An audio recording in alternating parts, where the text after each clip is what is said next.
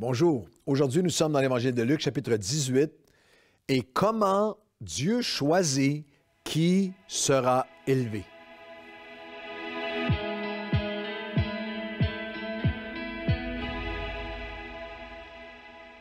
Bonjour à tous, bon matin et bon café matinal. Quelle joie de vous retrouver chapitre par chapitre dans les évangiles. On a fait un beau chemin ensemble jusqu'à maintenant, l'évangile de Matthieu, de Marc, et nous sommes au chapitre 18 de l'évangile de Luc. Je suis tellement encouragé, ça me fait du bien. Merci pour ceux qui prennent le temps de m'écrire pour me dire « Wow, c'est comme ça, je n'avais jamais découvert les évangiles de cette façon.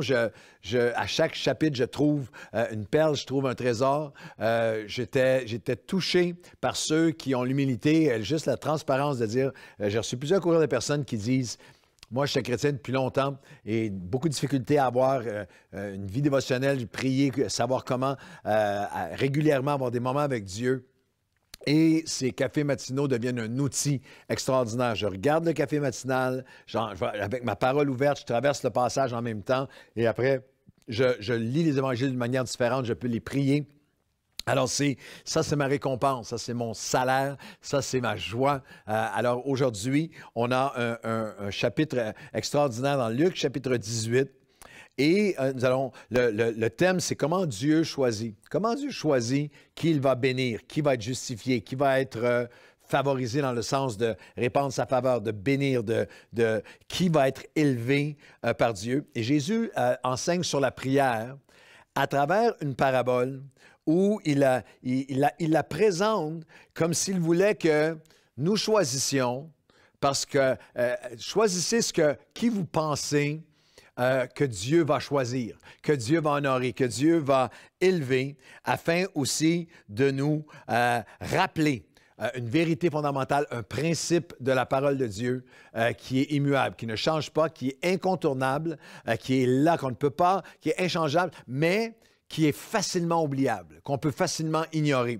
Alors, on va regarder ensemble à Luc chapitre 18, où Jésus nous présente cette parabole de cette façon. Au verset 9 jusqu'au verset 14, Luc 18, il dit encore cette parabole en vue de certaines personnes, se persuadant qu'elles étaient justes et ne faisant aucun cas des autres. Une religion sans amour, extérieur, superficielle, sans amour envers les gens. Deux hommes montèrent au temple pour prier. L'un était pharisien, l'autre était publicain.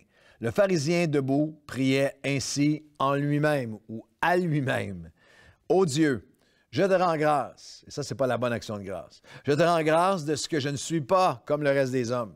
Je ne suis pas voleur, je ne suis pas injuste, je ne suis pas adultère, ou même comme ce publicain, ou comme ce samaritain, ce collecteur. » Le publicain est un collecteur de taxes. C'était ceux qui étaient considérés comme les plus bas des plus bas, les plus méprisés des plus méprisés, les plus impurs par les religieux. Et il continue à chanter ses propres gloires en disant à l'intérieur de lui-même, « Je jeûne 2 fois par semaine, je donne la dîme de tous mes revenus. » Le publicain, le collecteur de taxes, se tenait à distance. Et il disait et n'osait même pas, lever les yeux au ciel. Mais il se frappait la poitrine en disant, sincèrement, « Ô Dieu, aie compassion de moi, sois apaisant envers moi, aie compassion envers moi. Je suis un pécheur. » Je vous le dis, celui-ci descendit de sa maison, dans sa maison justifié, celui qui venait avec humilité, plutôt que l'autre. Car quiconque s'élève sera abaissé, et celui qui s'abaisse sera élevé. Lorsqu'on regarde ce récit avec comme thème, comment Dieu ne choisit pas comme nous. Comment Dieu choisit celui ou celle qu'il va élever? On a 3 étapes, 3 mots très simples. Le texte se déploie avec 3 pensées, 3 étapes claires dans ce texte. La comparaison, le cœur et le chemin vers l'élévation de Dieu. La première étape, c'est une comparaison tout simplement que Jésus fait. Jésus compare un pharisien et un publicain, le religieux, la personne d'église en termes modernes, et la personne qui est du dehors, la personne qui est à l'extérieur. 2 hommes montèrent ensemble pour prier. L'un est pharisien, l'autre publicain. Un est un hyper-religieux, un zélé de la loi. L'autre est un collecteur de taxes. En termes parfois chrétiens, mondains, sécularisés, il est à l'extérieur. Et Jésus fait une comparaison. Les deux prient, Mais il y en a un, le pharisien, qui est là. Et lui, il se convainc lui-même qu'il est juste. Le texte dit, se persuadant qu'il était juste, alors qu'ils n'ont aucune même préoccupation ou attention pour les autres. Jésus nous ramène au commandement fondamental. Tous les autres commandements en dépendent. Tu aimes ton Dieu et tu aimes ton prochain. Alors, pour tous ceux qui se croient justes, mais qui ont un cœur d'accusation, un cœur de dénigrement, un cœur d'accusation, un cœur de mépris pour les autres, de colère, de rancune, de non-pardon, vous mentez à vous-même, cherchant à se persuader lui-même. La comparaison entre ce pharisien, celui qui est de l'intérieur, celui qui ne fait aucun cas des autres, se convainc lui-même qu'il est juste, il prie. Mais sa prière n'est pas entendue. Vous savez, pour qu'une prière soit une prière, il faut qu'elle soit entendue et répondue de Dieu. Mais le texte dit qu'il priait en lui-même, se priait à lui-même. Le cœur qui a cette arrogance, qui a cette dureté, n'est pas entendu de Dieu. Il n'y a aucun cas des autres. Il prie, il va prier, mais sa prière ne sera pas répondue, ne sera pas honorée. Bien qu'il soit zélé, il est là, il est au temple, il prie, il rappelle à Dieu qu'il jeûne 2 fois par semaine, qu'il donne la dîme de tous les revenus. Il est très zélé, mais il ne sera pas entendu. Il se compare et s'élève lui-même au détriment des autres. Je ne suis pas comme je ne suis pas comme le reste des hommes. Je ne suis pas injuste, je ne suis pas voleur, je ne suis pas adultère, ou même comme ça. Il a un jugement envers le collecteur de taxes qui est là. Il a un mépris, il a un jugement extérieur, il juge avec arrogance, il juge sur l'extérieur, en s'élevant lui, qui se compare, se console, alors il s'élève, se compare en dénigrant. Ce cœur-là, Jésus compare cet homme-là avec l'autre qui est là. Et Jésus dit, c'est seulement une question de cœur.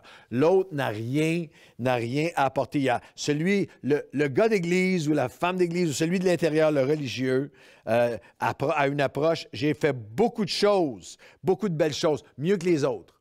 L'autre vient en disant, j'ai fait plein de mauvaises choses, je suis un pécheur, je veux me repentir, je veux reconnaître, aie compassion de moi. Viens avoir, c'est compassion de moi. Il y a une comparaison et Jésus nous ramène au cœur. C'est une affaire de cœur. Le publicain se tenant à distance, n'osant même pas lever les yeux vers le ciel, se frapper la poitrine en disant, « Oh Dieu, restaure ta relation de paix avec moi, sois apaisé envers moi, je suis coupable, j'ai péché, je me repens, j'ai besoin de moi je suis un pécheur. » L'autre disait, « Je suis voici toutes mes choses que j'ai faites devant toi. » Donc, je suis un pécheur. Un exemple, très dans le quotidien, pour tous ceux qui sont en relation ou ceux qui sont mariés ou même avec quelques relations humaines, j'ai un désaccord avec mon épouse qui amène un conflit et je sais que je suis dans le tort. J'ai 2 approches. C'est moi qui ai tort. C'est moi qui ai mal parlé, c'est moi qui ai mal agi, c'est moi qui ai manqué.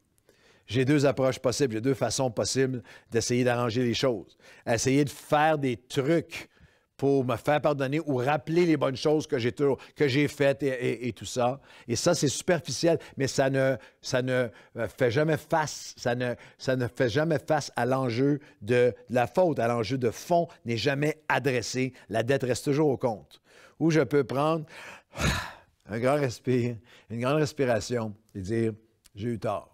Je te demande pardon. Ce que j'ai dit était mal, ce que j'ai fait était mal, et je veux reconnaître et je veux changer de direction. Il y a un théologien, Henry Thiessen, qui enseignait dans la théologie systématique qu'il y a 3 éléments à la vraie repentance. Il y a un élément intellectuel. Je reconnais, j'arrête de me justifier, de rationaliser. L'homme qui est là dit, je suis pécheur. J'ai besoin de ton pardon. J'ai besoin, le péché, c'est que j'ai manqué la cible. C'est différents mots pour pécher dans le Nouveau Testament. J'ai manqué la cible. Je suis allé trop loin. J'ai dépassé une ligne. Je suis tombé. J'ai manqué à mes engagements, j'ai manqué à mes alliances. Alors aujourd'hui, il y a une reconnaissance. Comme une femme, comme un homme pense, ainsi sera-t-il. La vraie repentance, elle arrête de justifier, elle arrête de lancer toutes les bonnes choses que tu as faites devant Dieu et elle vient avec humilité. C'est cette personne-là qui va être élevée, qui va être pardonné, qui va être restauré, qui va grandir en Dieu et qui va accomplir. Le deuxième élément de la repentance, c'était une repentance intellectuelle, pas dans le sens de intellectuel froid, dans le sens de le reconnaître, arrêter de justifier. Le deuxième, c'est émotionnel. Il y a vraiment une dynamique émotionnelle à la repentance. Dans Jacques, l'Épître de Jacques, au 4e chapitre, versets 6 à 10, il dit, « Il accorde au contraire une grâce plus excellente. C'est pourquoi il dit, Dieu résiste à celui qui est orgueilleux, aux pharisiens, mais il fait grâce à celui qui vient avec humilité. Soumettez-vous donc à Dieu. Venez avec humilité devant lui. Résistez au diable. » Il y a des gens qui pensent résister au diable en chassant les démons et en nommant les principautés, mais qui ont un cœur dur, pharisianique, endurci, sans amour, sans repentance. Il n'y a aucune autorité spirituelle. Résistez au diable alors que vous venez avec humilité devant Dieu. Et là, l'apôtre Paul adresse la dimension même émotionnelle. Il dit, sentez votre misère, soyez dans le deuil, dans les larmes, que votre rire se change en deuil. Parce que là, votre joie se change en tristesse. Parce que là, je pensais que Dieu me voulait dans la joie. Oui, mais il y a des larmes qui sont précieuses devant Dieu. Arrête de prétendre que tout est bien. Arrête de prétendre que tu n'as rien changé. Arrête de prétendre, prétendre que tu es justifié, de te mentir à toi-même, de te persuader en toi-même et de ne pas adresser l'enjeu de cœur qui a besoin de changer. Elles sont précieuses, les larmes de la repentance. L'apôtre Jacques continuera en disant que celui qui vient avec humilité devant le Seigneur va l'élever. L'apôtre Paul dira même dans cette dimension émotionnelle de la repentance, dans l'Épître aux Corinthiens, je ne veux pas, je me suis réjoui que vous ayez été attristés selon la volonté de Dieu. Non pas parce que l'apôtre Paul se réjouissait de les voir verser des larmes, mais que c'était des larmes de repentance et que ces larmes vous ont conduit à la repentance et à ne rien perdre, à aller chercher toutes les richesses de Dieu. Comment Dieu choisit-il qui sera élevé? Il y a une comparaison qui est là, puis une affaire de cœur. La repentance qui est reconnue intellectuellement, émotionnellement et volitionnellement. Il y a un élément de la volonté. Il y a un élément de la volonté. Je veux reconnaître et je veux rechercher. Je veux reconnaître et je veux rechercher le changement. C'est une affaire de cœur. Quelques versets sur le cœur. Dans Jérémie 17, 9, pardon. Le cœur est tortueux par-dessus toute chose. Il est méchant, il est tortueux. Qui peut le connaître?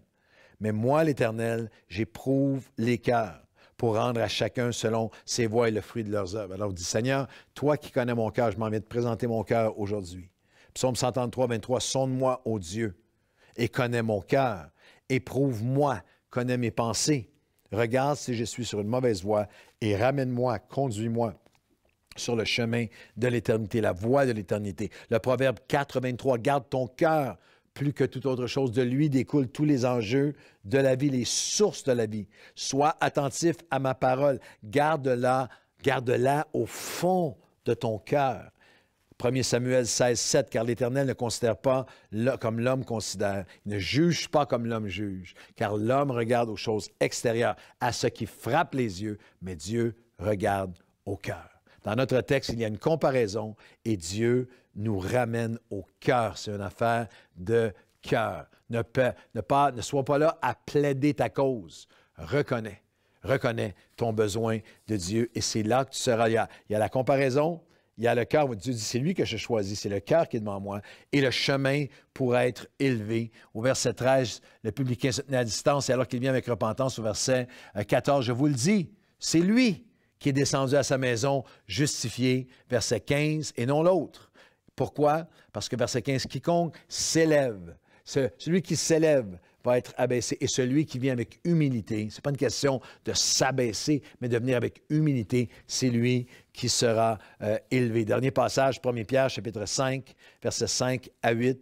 Dans tous vos rapports mutuels, revêtez-vous d'humilité, car Dieu résiste aux orgueilleux, mais il fait grâce aux humbles. Venez donc avec humilité sous la puissante main de Dieu et au temps convenable, il vous élèvera. Alors voulez-vous juste prendre un moment pour prier avec moi? Dieu nous dit, voici comment je choisis qui va être élevé. Dans la comparaison est différente entre la perspective humaine et la mienne. La mienne, il y a celui qui est religieux, qui est froid et fermé et qui se compare et qui dénigre et qui ne reconnaît pas. Mais il y a l'autre à côté qui reconnaît toutes ses fautes. Mais il vient avec humilité, c'est lui qui sera élevé. Alors Seigneur, bannis de mon cœur cette attitude de venir en prière dans ta maison, en louange, en adoration, avec à quelque part dans mon cœur un regard de jugement pour d'autres, un regard de justification envers toi, en m'élevant, en me mentant à moi-même, comme ton texte, en me persuadant que je suis juste sur la base de mes œuvres, sur la base des choses que j'aurais fait pour toi, ou des rituels religieux, ou des obéissances que j'aurais eues. La seule chose que j'ai devant toi, ma justice, elle est en Jésus. C'est toi qui es tout près. Alors je viens à toi et cultive en nous, après toutes ces années dans mon corps, avec plus de 4 décennies d'années à te servir. Garde-moi, ramène-moi à un cœur qui reconnaît, un cœur qui dit pardon, un cœur qui dit, j'ai besoin de toi. Aie compassion de moi, Seigneur. J'ai péché, je suis pécheur. J'ai besoin que tu viennes me changer, me transformer. J'ai besoin de ta grâce et de ton pardon. Et que chacun d'entre nous, nous puissions être avec cet homme, ce collecteur de taxes, qu'on puisse être rappelé que lorsqu'on vient avec humilité, sous la puissante main de Dieu, qu'alors tu nous élèveras, alors tu nous choisiras, alors tu nous béniras, alors tu nous combleras, alors tu nous pardonneras, oui, mais alors tu traceras le chemin devant nous. Seigneur, que cette comparaison reste en nous, que nos cœurs soient toujours notre priorité devant toi. Et Seigneur, continue à nous diriger dans le chemin de l'humilité et de la repentance. Ainsi, au temps convenable, tu nous élèveras dans tout ce que tu nous as appelés à être ensemble. Au nom de Jésus, Amen et Amen. Bonne journée à tous.